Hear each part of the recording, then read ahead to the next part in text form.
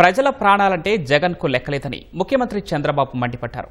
Party నాయకుల పరామర్శల పేరిట రోడ్లపై బల ప్రదర్శన చేస్తున్నారని ఆగ్రహం వ్యక్తం చేశారు. గంటల కొద్దీ రోడ్లపై ట్రాఫిక్ ఆపేస్తూ ప్రజలకు ఇబ్బందులు కలిగిస్తున్నారని ధ్వజమెత్తారు. ఇలాంటి చర్యలను సహించేది లేదని, ప్రజల భద్రతే ప్రధానమని స్పష్టం చేశారు.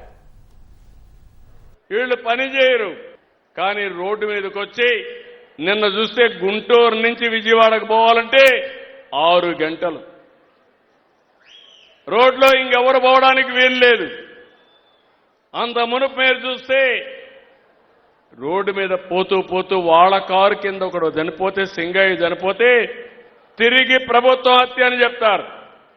బంగారుపాలెంలో రేట్లు లేవని పోయి డెమాన్స్ట్రేట్ చేస్తే పర్వాలేదు, కానీ బలవంతంగా మామిడికాయలు తోలుకొచ్చి వేరే రైతుది కబ్జా చేసి తీసుకొచ్చి రోడ్డు మీద పడేస్తారు.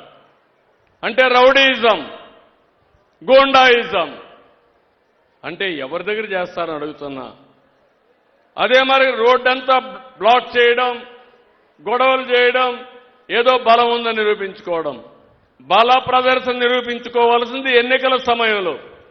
మిగిలిన సమయంలో ప్రజలకు సేవ చేయడంలో ఏదైనా కానీ తప్పులు చేస్తే చెప్పడంలో మీరు ముందుకు రండి, కానీ తప్పుడు విధానాల ద్వారా వస్తే మాత్రం ఈ ప్రభుత్వం క్లియర్గా ఉండాలనా లేదా తమ్ముళ్ళు అని అడుగుతున్నా మిమ్మల్ని అందరినీ. మీ ప్రాణాలకు రక్షణ అవసరం లేదా అని అడుగుతున్నా. మీ ఆస్తులకు భద్రత ఉండాలా లేదా అని అడుగుతున్నా. మీరు పోయినప్పుడు రోడ్డు మీదకి మళ్ళా తిరిగి సురక్షితంగా రావాలనే కోరిక అందరికీ ఉంటుంది. నాకు లా అండ్ ఆర్డర్ ముఖ్యం, ప్రజలు ముఖ్యం.